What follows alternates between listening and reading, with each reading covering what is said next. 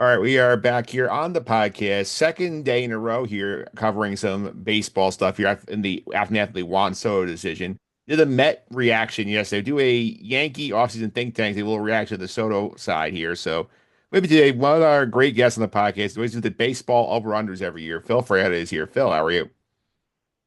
I've been better, Mike. I'm sure you're doing much better than me today. It's been a lot more fun today for me than it has for you. That's for sure. Yeah, it's I don't want to say it's shocking, yet it's stunning at the same time, if that makes sense. I think when Steve Cohen bought the Mets, we all knew that a day like this may come, but now that it's actually come, it's still taking some time to process. Unprecedented is the word I would use. Yes, this is the first time in my lifetime, and I think ever, that the Mets have beaten the Yankees in a bidding war. Yeah, for a guy they actually wanted. Right. Yeah. So it's but I came on this podcast a few years ago. I remember when Steve Cohen bought the team, and I think both of us thought that this this was the kind of owner that you guys were getting, somebody who can do. Yeah, he could do a lot of things here, and obviously we heard this is going felt like it was going back and forth the whole week. We heard rumors all day about like it's 660, now it's 700, the Yankees get the 750, it's done, and then the last hour sort of seems like the Cohen just comes in, goes to 800. Michael Kay said on his radio show today that the Yankees got another call back from Boris, said, "Will you go higher?" And they said no, and they said okay, they picked the Met offer. So what's your big takeaway from what we saw with the Soto situation play out? Because very interesting here, because like the logical thought had been that if the Yankees had beaten the Otani number and they got there pretty quickly, that this would be done quick if you want to be a Yankee. The fact it took longer raised my eyebrows and actually being proved correct that he chose the Mets. So I think there's a couple of takeaways here. The first takeaway is Juan Soto did what most free agents do. He went where the money was. And almost every free agent takes the most money. So nobody should be surprised by that. Uh, the Yankees obviously had, or thought they had, somewhat of an advantage, given that he had a very productive and seemingly enjoyable season with them. But today he was going where the money was.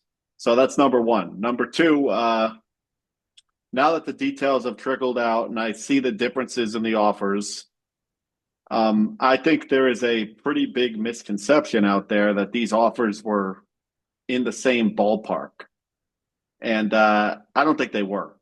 When you consider the $75 million signing bonus and the opt out after 5 years, with the ability for the Mets to throw in another, what works out to $40 million or $45 million, maybe even $50 million to bring him back. I think when you factor all those things in, the Met offer is just, it's significantly more money. Um, so we saw that Soto went where the money was, and that's that. From a Yankee perspective, I understand they thought they had him on Sunday afternoon, and obviously Steve Cohen said, "I am not going to have this happen to me again." This happened to him last offseason with Yamamoto, where he thought that he was putting an offer on the table that the guy was going to say yes, and the guy used him. And said, "I'm not having that happen to me anymore. I'm not going to be used as a pawn." And he just made an offer that no reasonable person could say no. So, and I'm sure that from a Yankee perspective, when you get that call from Boris and he says, "Actually, I need you to go higher," you're frustrated at that point. You say, "I thought we had this guy." Yeah. And ultimately, I think that where you get is we all knew that Hal was never going to win a bidding war with Steve Cohen. Hal Steinbrenner is nowhere near as wealthy as Steve Cohen. He cannot beat him in a bidding war. So if Soto was not to the Yankees based on the hometown discount and the legacy of being a Yankee and batting in front of Aaron Judge, if all those factors weren't going to be enough, then he was a Met from the beginning. Yeah, that's for sure here. And some more detail trickled out in interviews today. I know John Hay went on Michael Kay's show today. He said that basically the Mets were sitting around 720 for a long time in the offers here. The Blue Jays were at 760. I know we heard from Ken Rosenthal earlier in the day that the Yankees were at 712 and Scott Boras called and said, you got to raise it again. Then they went to 760 and just called it there. Like, you cannot blame Hal for not trying because they gave a lot of effort to the player, although you wonder some of the details, especially Bob Clappish in North Jersey put out a whole story today about some of the pitch points the Yankees were making in the meeting in terms of like we draw more fans than the Mets, we have more revenue than the Mets. Like for somebody who also claims to be valuing winning, that's not the kind of stuff I'd be leading with if I'm making the pitch. And now it doesn't make a difference in the end, but I think the approach is a little flawed. Maybe, but again, I think ultimately the Yankees understood that they were not going to win this thing if it was a straight out bidding war, and that they had to try and sell him on the lure of being a Yankee. And they thought that, giving him a taste of that for 1 year, a year where they made a run all the way to the World Series would be enough. And I don't think that's an unreasonable thing for them to think. How many guys have played in the Bronx, had that kind of success and left? He's the first one. I'd say So yeah, Cano to a lesser degree, but I think he's much better than Cano was. yeah, Cano to a lesser degree, but Cano was not. I do know he won a ring with the Yankees, but he was batting eight at that point. He was not the star.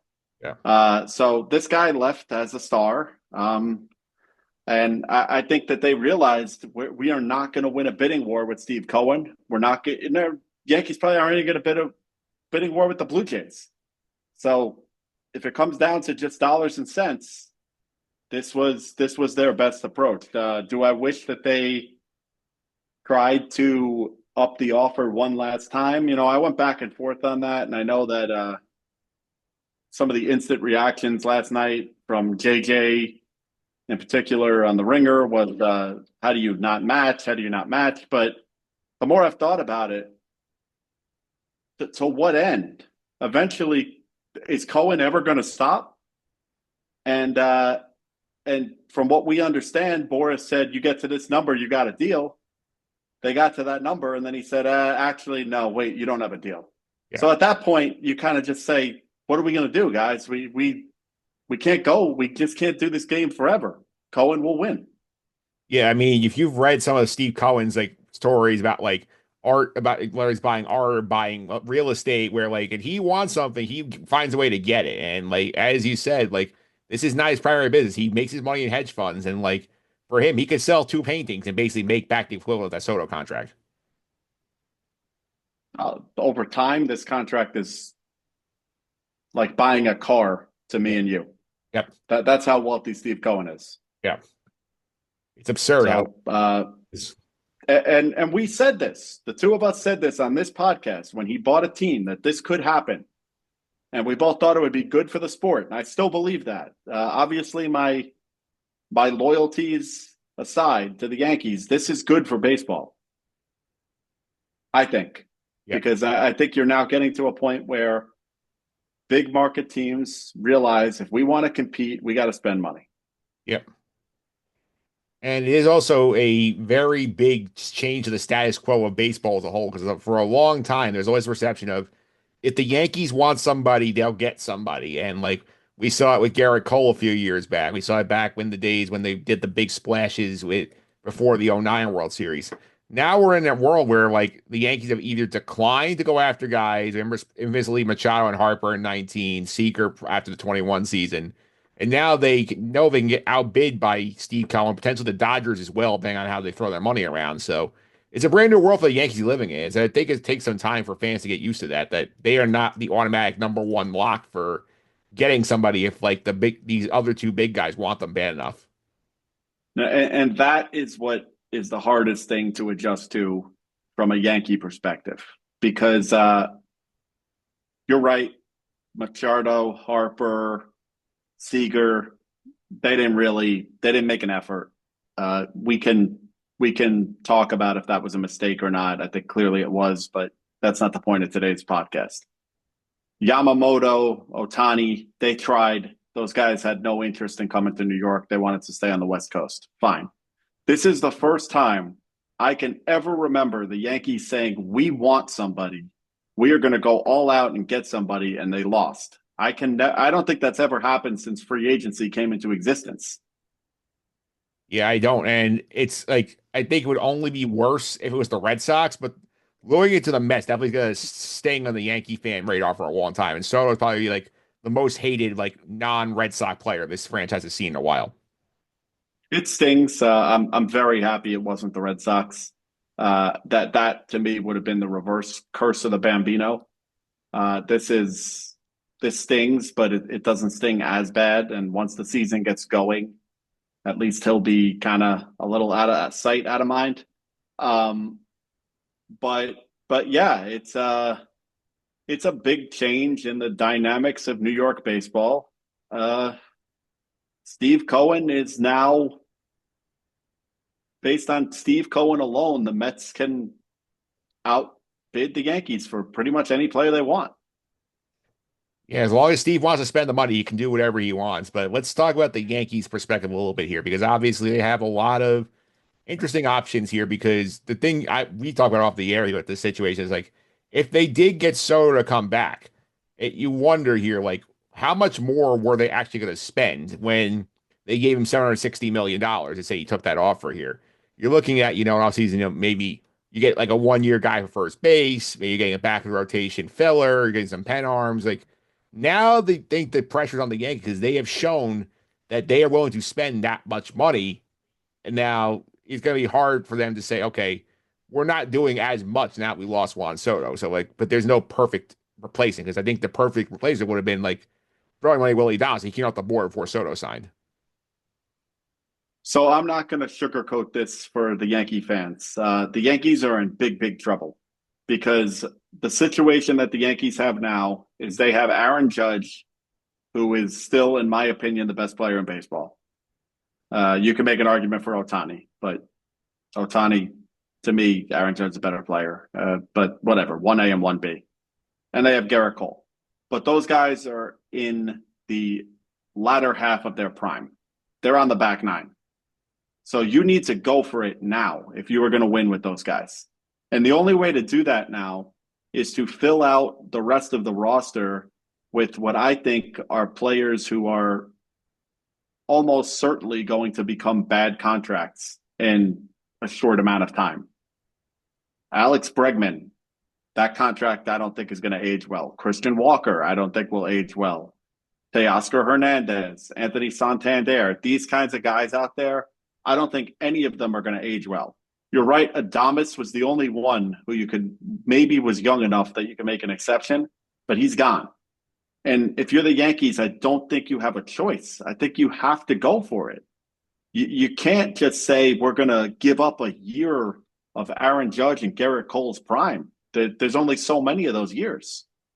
And you've already failed to win the World Series in the first, what is it, 5 years now that Cole's been here with Judge? Yeah, I think so. And they came close last year, but they didn't get it done. So I think they're in a really, really bad spot now where they have no choice but to go out. The other thing that I think is important to remember is although Soto's commitment was a lot of money over a long period of time, on a year-to-year basis, which is what Hal's going to look at, because that's what the luxury tax is. You're looking at approximately $50 million when you factor in signing bonuses. Yep. That's in this free agent market, 2 guys maybe. Yeah.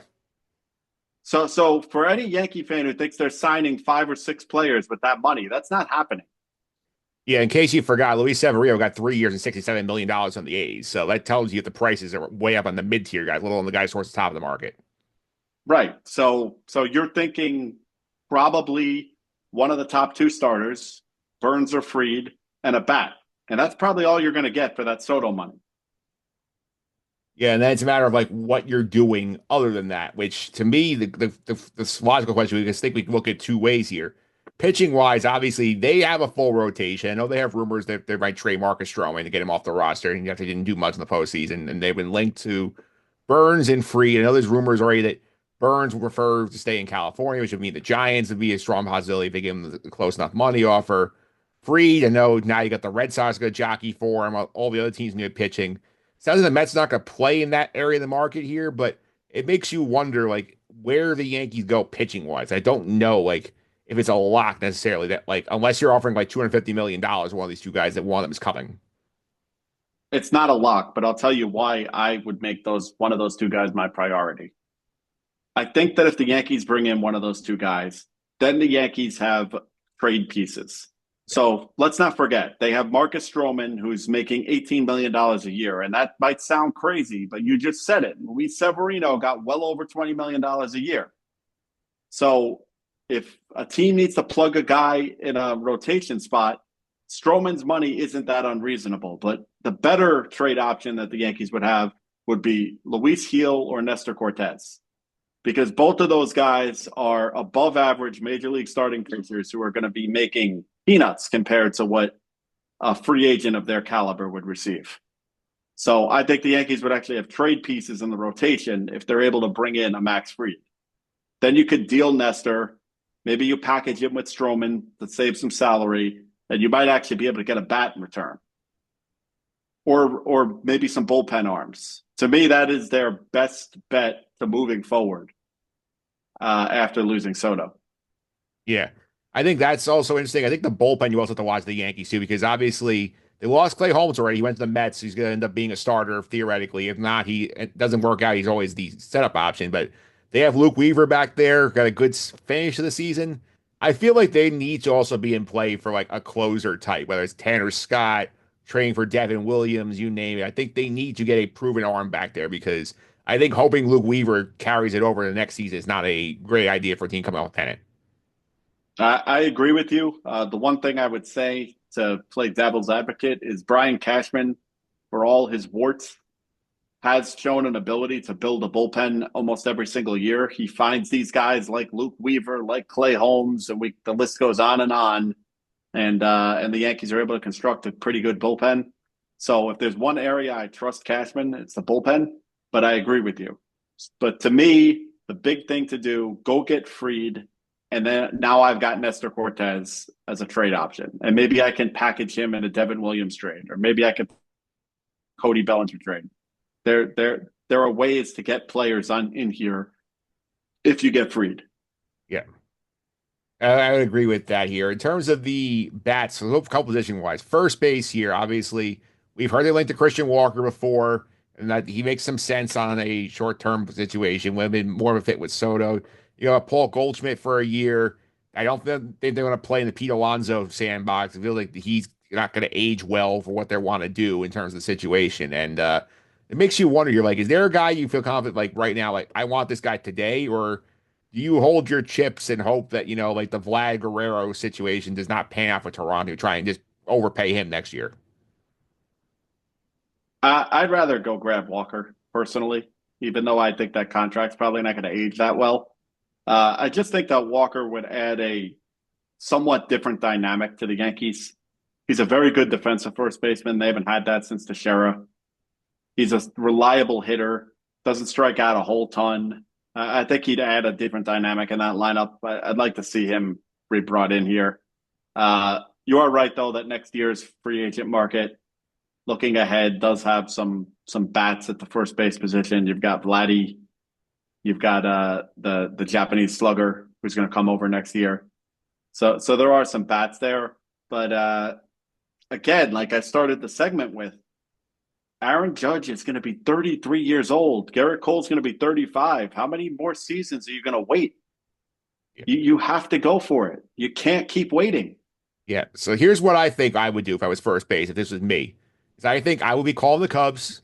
I'd say, what do you want for Bellinger? Like, I will make that happen. And then, like, he's my first baseman next year. I can play Dominguez in center and sign a guy for left. And then if Bellinger opts into the contract, great. I have him in center field next year. If he doesn't, I can, go get Vlad Guerrero then. I think Bellinger first base, I think is probably the most logical answer of the options available, in my opinion.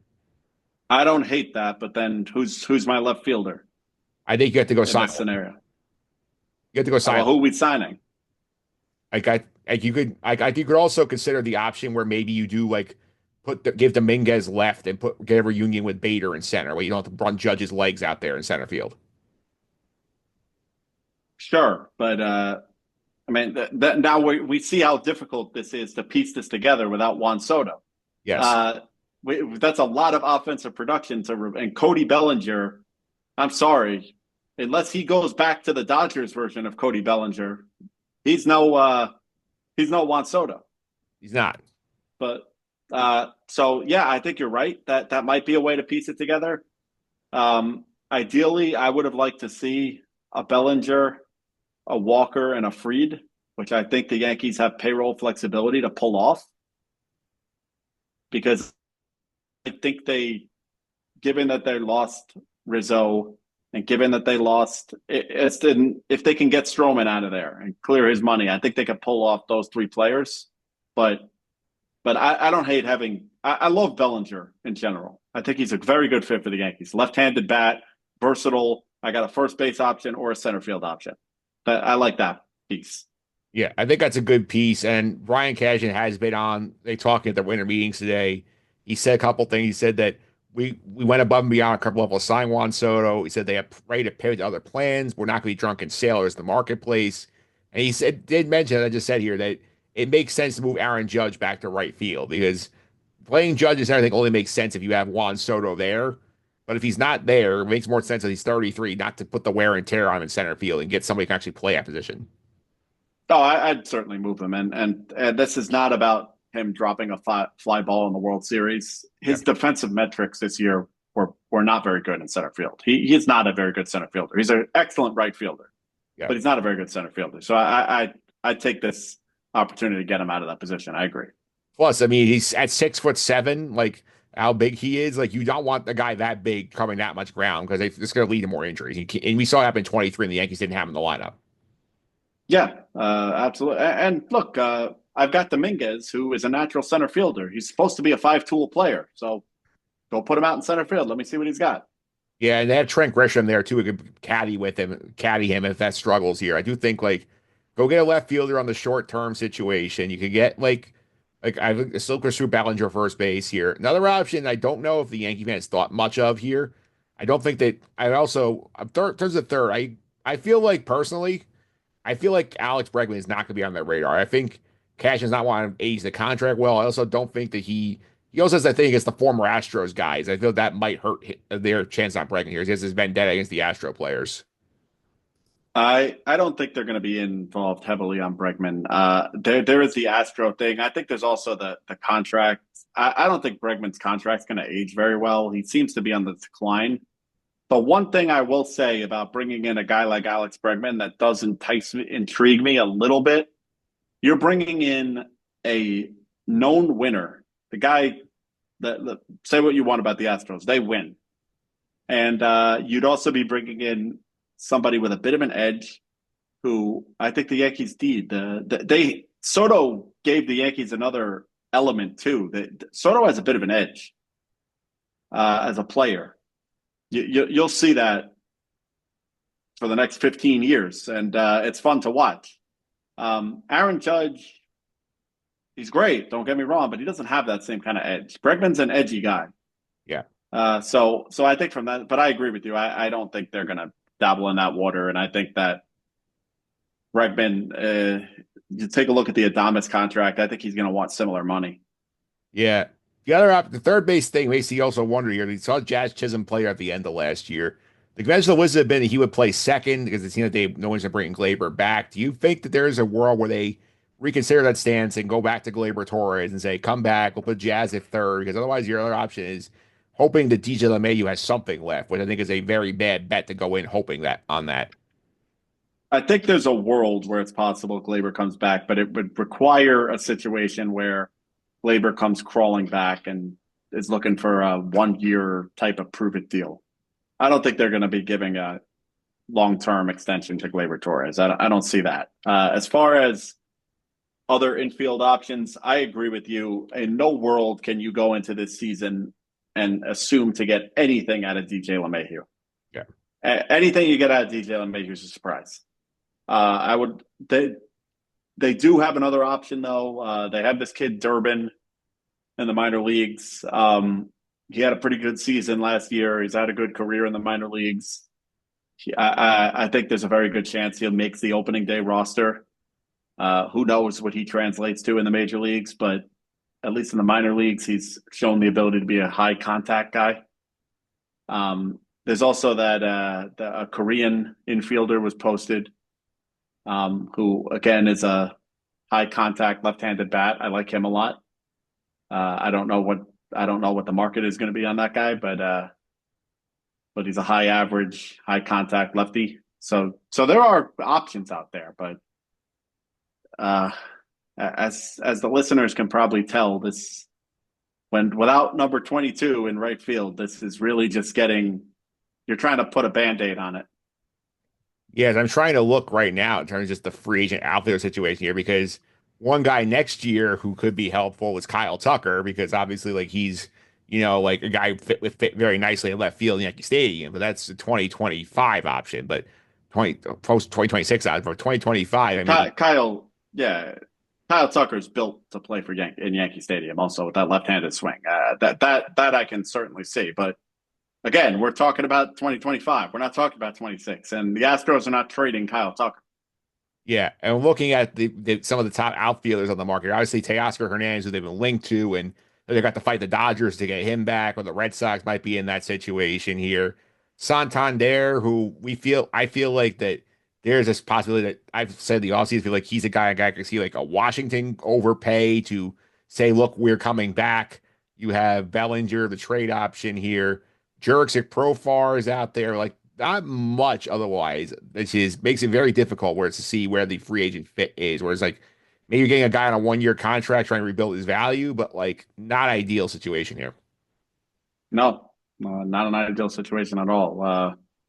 I think Lane Thomas with Cleveland is a decent trade option if you're looking for a center fielder. Yeah. You could potentially trade for him, but no, it's going to be very, very hard to band-aid this together, which is why I think step one and plan B has got to be sign Max Fried. Yeah. Give me the flexibility to trade Nestor Cortez. Yeah. I think that's probably the smartest option to do here is to give them the opportunity to explore the trade market because they're never going to replace Soto either, like just overall or even in aggregate. But like, I think the only way they really can maximize this window right now is they have to get deeper as a team. And like, we heard the criticism last year. Severino was like, "Oh, it's a 2-man lineup. Now it's a 1-man lineup essentially without Soto in it. So they need to give more protection to Judge in more traditional way opposed to a historic one." Yeah, look, if you're asking me to give you the most optimistic Yankee picture for 2025, it would be that you're able to plug some holes, Bellinger, or a guy like the left-handed hitting infielder from Korea, or somebody like that. You're able to plug some holes with those types of guys, and then you get to the postseason, which I still think is very much on the table, given the weakness of the American League. And you essentially have a situation where Aaron Judge just wills you to a World Series. That is probably the most rosy, optimistic picture that you can see. And let's not forget they do have the best player in the league. And I know that he's coming off a down postseason, and I know there's been postseason problems in his career, but he's the kind of guy who can will you to a title. So that's the rosy picture. The more realistic picture, go look at 2023. Yeah.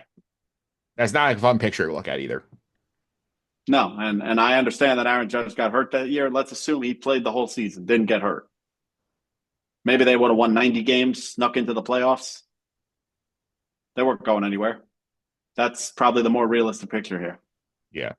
It's not a fun picture for sure, although I will say also I know we had rumors in some of the early chats that Juan Soto had concerns with the Yankees player development here. Like, given the way the Yankees are contracts are structured, and like Hal's residents do operate way over the tax, like Cohen will, because I saw Jeff Passan made this comment on Michael Kay show. He said that the Yankees operate like a business, and Steve Cohen operates like a fan who wants to build a winning team. So that's the model here, and some of the way their contracts are structured. Like, they need to hit on more of these young players and develop more guys, not even just Aaron Judges, just quality, like regular players. And like they have not done enough of that either, which I could see that was one of Soto's concerns. I don't think they addressed it very well in his perspective anyway. It's a fair concern. Again, I think the money's the reason that Soto left, but we'll never know. It is. Uh, Like on the secondary reasons, probably on there. but it's a fair concern. Let's look at some of these guys over the years. I mean, we could be here all day. How many of these prospects have the Yankees brought out? Aaron Judge is a very large exception, but that's about it. So look, I've got Austin Wells behind the plate. He had a good rookie season. Anthony Volpe, He's good. it's now or never. Yeah. Is he going to start hitting or not? And Dominguez is a prospect. So let's see. Let's see how good that kid really is. Yeah, Spencer Jones would be the next wave you look at here. The thing you worry about with like Volpe in particular, I know like he's gonna start getting heat from Yankee fans. He doesn't hit like they thought he will because this is the guy who for like at least solid 5 years was why we can't get a shortstop. We're holding for Volpe, and if he turns to be just good and not like all-time great player like they were hyping up to be, I think that's gonna not be fun for him to go through over the next few years. It's not fair to him Now, either. I'll take it a step further, Mike. Right now, Anthony Volpe is a borderline starter in this league. In my opinion, his offensive numbers are just awful. They're awful. And he regressed from his rookie season. In his rookie season, and I know he changed his swing and all that. Look at his numbers. His Yep. rookie numbers were better. At least he had a little more pop. Yeah. He's got nothing right now. He's a good glove, but a glove first shortstop is not that doesn't cut it in today's major league. So Anthony Volpe, he's young, but he better get going. And if he doesn't get going this year, he's in danger of no longer being a starting shortstop in this league. Yeah, and we've heard like all like I mean, this is again the opportunity cost here. It's like the guy had Manny Machado in 2019, didn't do it because they were high on Volpe, the 16-year-old. They could have had Corey Seager at that 2021. They chose not to do it because they were high, didn't want to block shortstop for Volpe. And he's here, he's okay. He has a chance to be good, but like it feels like the odds of him getting that superstar level are not as good as they were when we first heard about him. No, I'd be surprised now if he reaches that kind of level. You see flashes, but flashes are not enough. They're not enough, Mike. So we'll see though. That's really what it's going to take. If the Yankees are going to have a good season, they're going to need guys like Volpe and Wells and Dominguez. Those guys have got to contribute at a high level. Yeah. Yeah, that's certainly for sure here. And last thing here is like, if you had to make a prediction here, what do they actually do now that they have here? It's like they're both agreed not going to spend all $760 million that they allocated for Soto. So, what is the offseason look like for the Yankees right now? Like, if you had to call your shot, what is Cashman doing? I think he's going to get Fried. I think he's going to get Bellinger. And I think he's going to add a bullpen arm and potentially probably an outfielder. I don't know if it's a stopgap outfielder, but I think Fried and Bellinger are going to be the highlights of the offense. So That's my guess right here.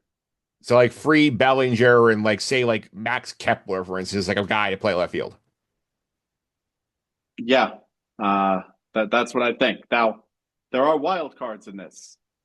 The Korean second baseman is a wild card, and Roki Sasaki is an enormous wild card. If they can somehow convince Roki Sasaki to come to Yankee Stadium, then obviously the offseason becomes somewhat successful. Yeah. It'll never be successful given they lost Soto, but it's at least not a disaster. But who the hell knows what Sasaki's thinking? From what and that's not a money thing. He's going to get the same money from every team. So there's just no way. Who the hell knows what he's thinking? Yeah. I was thinking Padres or Dodgers because it seems like be the top two teams, it looks like. That would not surprise me, but that's why I put him as a wild card. That is a big wild card for the Yankees and the Mets for that matter. Every team's going to be in on him because why not? It's only $2 million or whatever. Yeah, certainly not. We'll see what happens with the Mets, the Yankees going forward here as well. Because I think they are, like I said, like there was a lot to lose for the Yankees here. So as the last point, like the like the sort of the Soto thing, like the Mets, if they had lost him, I've said it off air to people, I think they would have been much more conservative this offseason, would have like maybe even more willing to kind of reset their tax number a little bit and save their money for Vlad or Tucker Garcia because it would not have been a big loss if they never had him. Yankees had him. Now they don't have a way to replace him. So that's the bigger loss here, in addition to perception. Ab- ab- Absolutely, the Mets had a very good season without him. Yep. He's had a good season with him. So they need now. Not only did they lose out on him, they got to replace him. You're right. Yep. Absolutely. Again, I don't want Yankee fans to go jump off a bridge. The American League is weak. The division is not very good.